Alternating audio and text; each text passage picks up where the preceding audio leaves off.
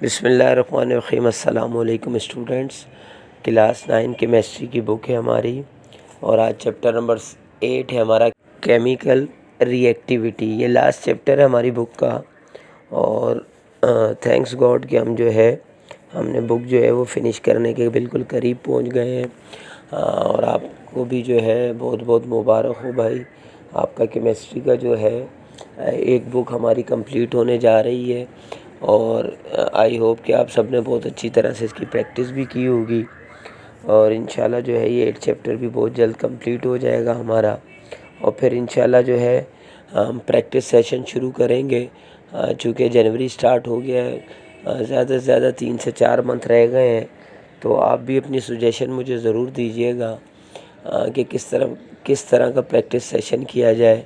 Numericals का, learning का, MCQs का बहुत से आइडियाज़ मेरे जहन में भी हैं, लेकिन आप भी जो है मुझे ज़रूर सजेस्ट कीजिएगा कि क्या बेहतर रहेगा कि किस तरह से हम जो है अपना रिव्यू जो है वो दोबारा से इस केमिस्ट्री का करेंगे। अच्छा जी, अब इस चैप्टर में जो हम पढ़ने जा रहे हैं चैप्टर नंबर 8, इसमें मेन जो कॉन्सेप्ट है वो मेटल्स का और नॉन मेटल्स का है। यानी हमने जो 3-4 चैप्टर में पढ़ा था, मतलब ग्रुप्स पढ़े थे ना सारे, उसमें मेटल, नॉन मेटल, अल्कलाइन, ये सारा जो है। तो इस चैप्टर का भी जो मेन टॉपिक है वो मेटल और नॉन मेटल्स हैं। अब इसमें क्या है, पहले classifying the type of elements into metals, non metals and मेटलाइट्स। यानी मेटल और नॉन मेटल और मेटलाइट्स जो दोनों से मिलकर बनता है।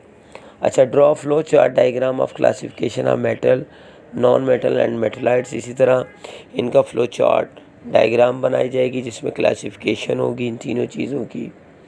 फिर थर्ड है show how cations and anions are related to the term metals and non metals.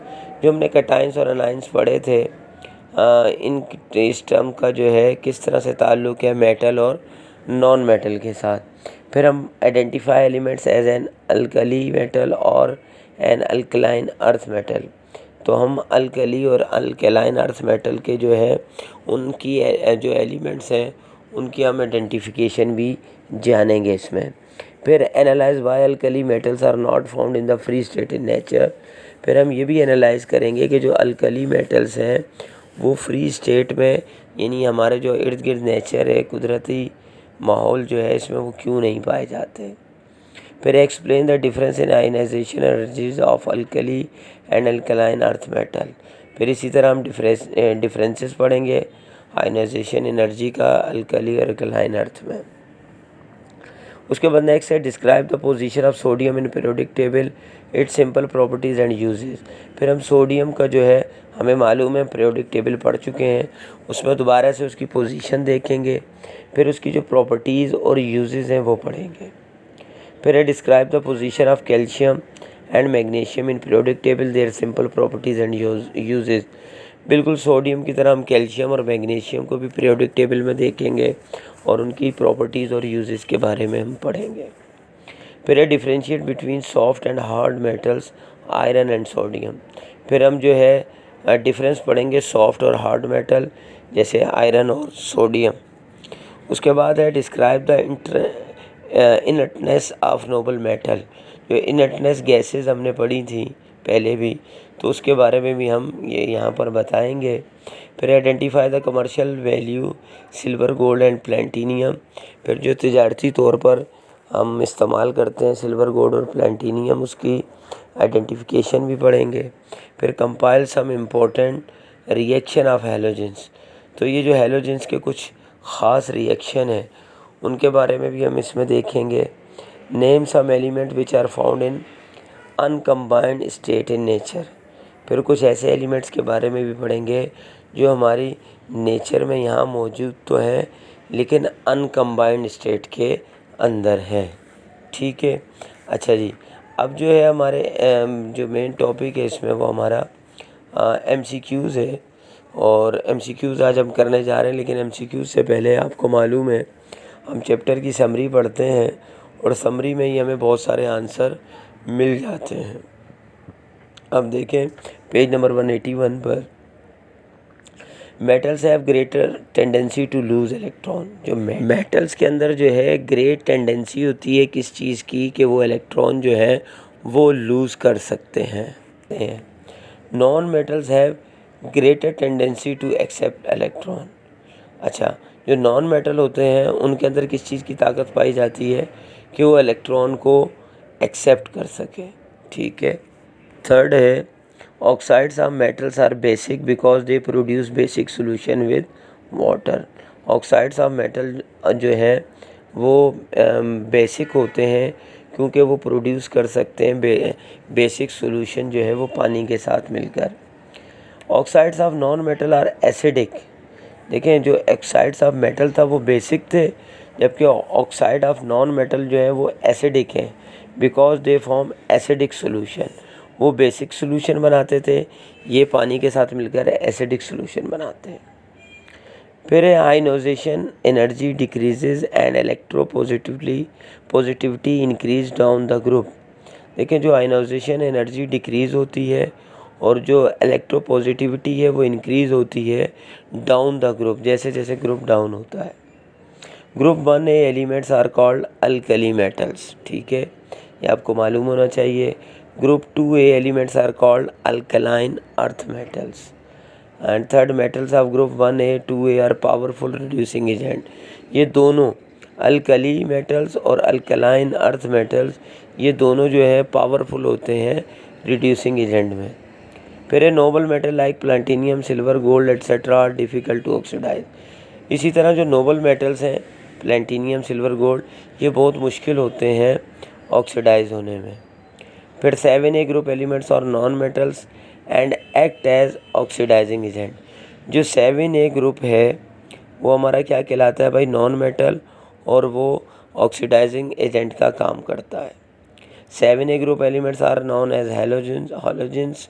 इसी तरह 7A ग्रुप एलिमेंट्स जो हैं वो हैलोजेंस कहलाते हैं। Halogens react with metal and form salt. Halogens जो है वो मेटल के साथ मिलकर रिएक्ट करते हैं और सॉल्ट बनाते हैं। Elements of group 8A are non metals and consist of gases. जो ग्रुप 8A है वो नॉन मेटल हैं और वो गैसेस पर मुश्तमिल होते हैं। लास्ट है मेटलाइट्स आर एलिमेंट विच है properties intermediate between metal and non metal elements. ये जो मेटलॉइड्स होते हैं, ये जो एलिमेंट्स हैं, उनके अंदर दोनों की खुसूसियात पाई जाती हैं, यानी कि मेटल की भी और नॉन मेटल की भी, क्योंकि वो दोनों के बीच होते हैं, यानी इंटरमीडिएट होते हैं वो। अब उनकी कुछ एग्जांपल भी नीचे एलिमेंट्स में दी हुई हैं। अच्छा जी, अब चलते हैं एक्सरसाइज क्वेश्चन यानी मल्टीपल चॉइस क्वेश्चन। फर्स्ट है which one metal belongs to alkaline earth metal. देखें, अल्कलाइन अर्थ मेटल के बारे में हमने अभी पढ़ा कि ये ग्रुप 2A के एलिमेंट्स हैं।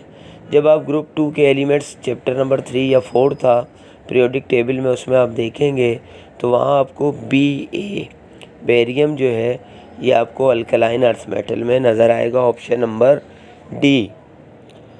सेकंड है which one is a barium, यानी वही बेरियम का अब दोबारा नाम आ गया, तो Ba अभी हमने ऊपर बताया था तो यहाँ उसका नाम आया है, तो आप उसका जो केमिकल आइडेंटिफिकेशन है Ba यानी ऑप्शन नंबर सी, इसको टिक करेंगे। थर्ड है chlorine can be displace by dash. तो क्लोरीन जो है वो किसके साथ डिस्प्लेस हो सकता है, तो वो है iodine, option number C iodine. ये आपकी बुक में पीछे मौजूद है, ये जो है आंसर। उसके बाद 4 है which one is a strong acid. ठीक है, तो इसमें जो है आपने स्ट्रॉन्ग एसिड बताना है, तो आपका स्ट्रॉन्ग एसिड जो है वो डी है, यानी ऑप्शन डी HI। अच्छा जी, उसके बाद 5 है which halogens exist in liquid state.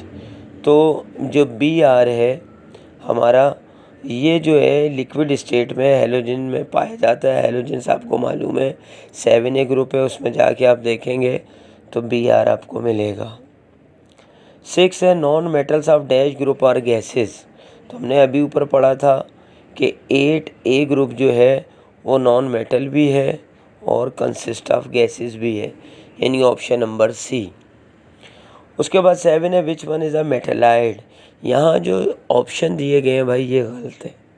Which one is a metalloid, B हो सकता है Bi, एस के साथ Si नहीं है। तो ये जो ऑप्शन है ये चारों गलत हैं। अब या तो हम बी कर लें या Si कर लें तो फिर ये ऑप्शन सही हो सकते हैं, या आपका जो भी टीचर होगा वो अपने हिसाब से आपको इसका ऑप्शन बता देगा। अच्छा जी, फिर नेक्स्ट पेज पे MCQs 8 है। Which one of the following act as oxidising agent, कौन सा इन नीचे जो है ऐसा विच वन एलिमेंट है जो ऑक्सीडाइजिंग एजेंट का काम करता है, तो वो Cla क्लोरीन। 9 है। Which gas can turn lime water milky, कौन सी गैस है जिससे जो लाइम वाटर है वो मिल्की हो जाता है, तो ऑप्शन नंबर सी है कार्बन डाइऑक्साइड, ठीक है, CO2। उसके बाद 10 है। Which compound is known as lunar caustic, ठीक है, तो ये इसमें जो है ऑप्शन नंबर बी है। ये आपका जो है सिल्वर नाइट्रेट, ये जो है ये लर्नर कास्टिक कहलाता है। ठीक है, आज हमारे ये जो MCQs है ये कंप्लीट हो गए। इंशाल्लाह बहुत जल्द जो है सेक्शन बी और सी भी हम इसका कंप्लीट कर देंगे और हमारी इंशाल्लाह बुक कंप्लीट हो जाएगी।